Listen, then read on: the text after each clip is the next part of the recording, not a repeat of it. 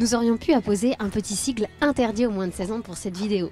En effet, Auction Lab vous emmène pour l'exposition de la vente des archives de Pierre Molinier qui aura lieu le 14 novembre prochain.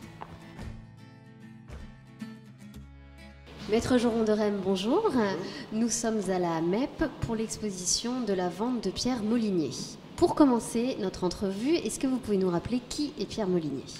Pierre Molinier est un artiste assez singulier. Il a une œuvre qui est très aboutie, très esthétique, et il a créé cette œuvre vers la fin de sa vie.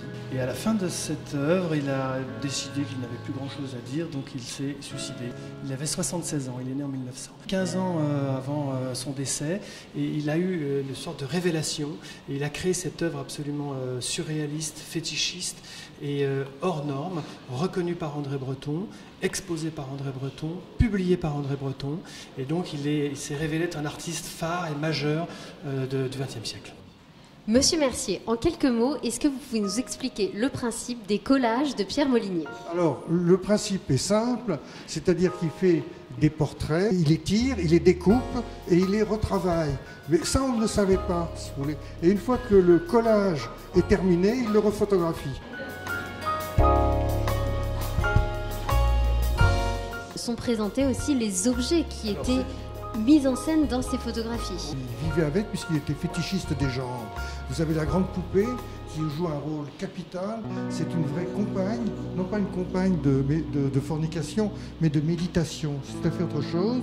Et puis vous avez son trousseau à côté. C'est la Barbie des années 50, 60. Vous voyez. Et puis le fameux paravent, parce que pour Molinier, la photographie, c'est une pratique secrète, intime, dans une chambre noire, pour y faire de la magie.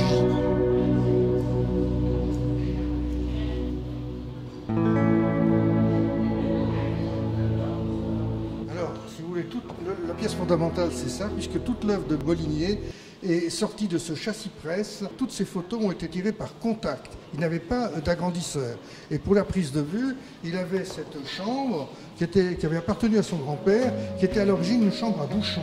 Ouais, on retirait le bouchon pour laisser rentrer la lumière. Et lui a bricolé un objectif plus moderne qui lui permet de changer de diaphragme.